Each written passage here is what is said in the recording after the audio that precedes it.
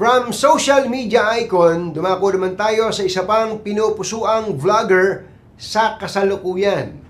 Siya po ay isang beauty queen turned celebrity OFW na talaga namang hit na hit ang ganda bilang endorser sa ibang bansa. Bukod po riyan ang kanyang milyong followers sa iba't ibang social media platforms. Sino kaya siya? Narito ang report.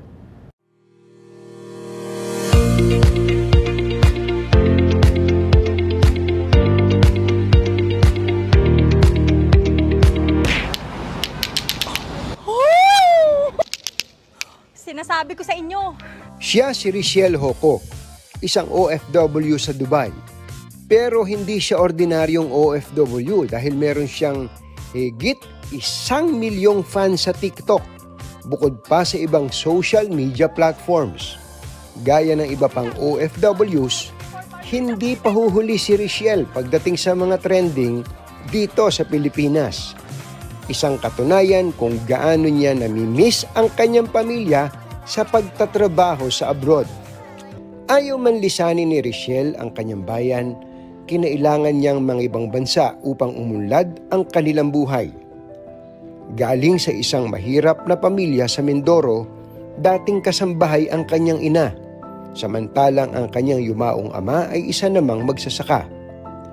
Kamakailan, nagbakasyon sa Pilipinas si Richelle kaya naman binisita natin ang celebrity OFW. Magandang araw, Katunying! Pasok po! Growing up po, hindi talaga naging madali yung buhay namin. Naalala ko nga po dati, yung tawag nga po ng iba sa bahay namin is bahay ng kalapate. Siyempre, alam naman po natin na ang bahay ng kalapate is siksikan, walang kwarto, walang division. Isang kahig, isang tuka ang termino ni Richelle sa kanyang pinagmulan. Walang breakfast, walang baon. May time din po na yung pag may dumadaan dito at ko sabi ko, Nay, ano po ba yung dumadaan? Kasi parang ang dami pong naku-curious na mga bata. Pero every time na itatanong ko po sa mga magulang ko, ang sinasabi nila sa akin, isda o kaya bagoong. Halos kailan ko lang din po nalaman, ice cream pala yun. Dahil sa hirap ng buhay, sa murang edad ay natutong maghanap ng pagkakakitaan si Richelle. 13 anyos siya nang simulan ang pagsali sa mga pageant at talaga namang winner ang kanyang ganda. Dito po sa bahay na ito, sinimulang buuin ni Richelle ang kanyang mga pangarap. At hindi naman siya nabigo dahil sa kanyang sipag, tiyaga at nakatutuwang personalidad. Nang mamatay ang kanyang ama noong 2021, natagpuan ni Richelle ang kanyang sarili na nag-a-apply ng trabaho sa United Arab Emirates.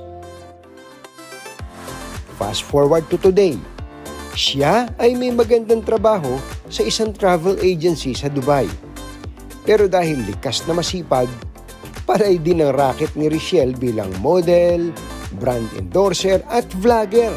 At talaga namang kinagigiliwan siya ng kanyang mga fans. Ang laki oh. Siguro pag nakakuha ko ng isang ganito, tapos umuwi ako ng Pilipinas, milyonaryo ako.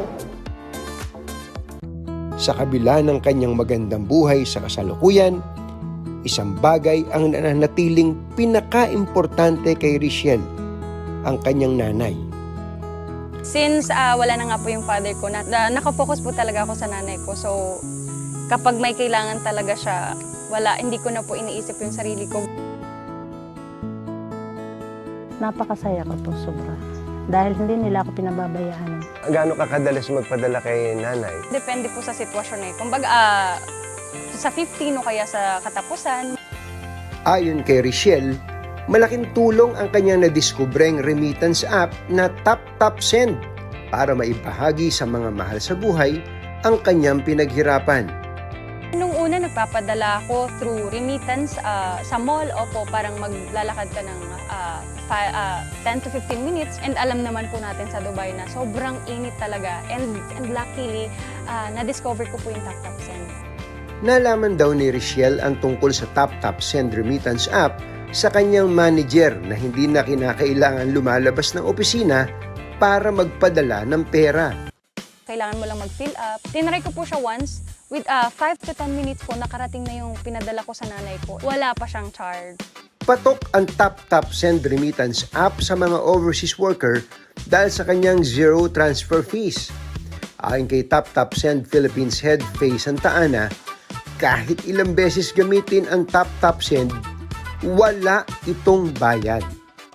Ang TapTap Send po ay isang remittance app na zero-fee transfers to the Philippines. Punta lang po sila sa App Store at Google Play. Hanapin nila ang TapTap Send. TapTap one word, space, send. Yes. I-download lang po nila yan. Mag-sign up sila. I-submit nila yung valid ID nila at i-connect nila ang kanilang bank account. And in just one tap, they can send money to the Philippines for free. Samantala, malaki naman ang pasasalamat ng nanay at lola ni Richelle sa kanyang mga sakripisyo at ang pag-aalaga nito sa kanila.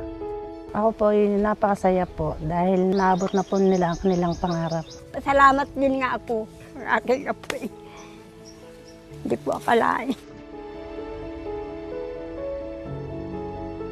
Ayon kay Nanay Leonora, instant nilang natatanggap ang mga padala ni Richelle sa tulong ng TapTap Send.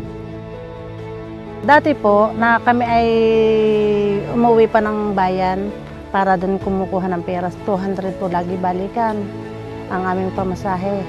Ay ngayon po, ay maalwa na po kami ngayon na madali na po kami makakuha ng pera. Pag kumukuha ko sa bayan, may kaltas po ng 100. Bukod sa zero transfer fees, mabilis at secure na pagpapadala, meron ding promo code sa TapTap Send para sa first-time users.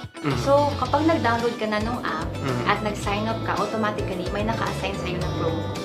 And kapag pinagamit mo yung promo code na yun sa friend mo na bagong user ng app, you will earn and your friend will also earn. So, kahit wala pang sahod, pwede silang sumweldo sa kaka-refer nila. Layo ng TapTap Send na matulungan ang may 2 milyong Pilipinong overseas workers para makontrol ang kanilang gastos at matiyak na naiingatan ang perang kanilang pinagpaguran. Yung OFWs po kasi, bukod sa modern day heroes sila, they're also like personalities of resilience. Kasi ang dami po naming sinacrifice to get to the point na may maipundar kami. Because the only reason why we go abroad is to earn more money, to provide a better future. Isang ang halimbawa si Richelle ng mga pagong bayani na nagsusumikap sa ibang bansa. At mula sa bahay ng Talapati, ang kanyang pangarap na bahay na bato ay kanya nang nakamit. Ano pa ba mga pangarap mo, Richelle? Pangarap ko talaga maging artista. And sa ngayon po, since medyo may platform naman po tayo nag-vlogging and may work na rin po, ang pangarap ko po sa ngayon is yung nanay ko. Mabigyan ko siya ng komportableng buhay, gano'n. Malayo na nga ang kanyang narating. Pero para kay Richelle, patuloy niyang babalik-balikan ang kanyang pinagmulan. Ayon kay Richelle, kapag naiayos na niya ang kinabukasan ng kanyang pamilya, gugustuhin pa rin niya na tumira sa Pilipinas.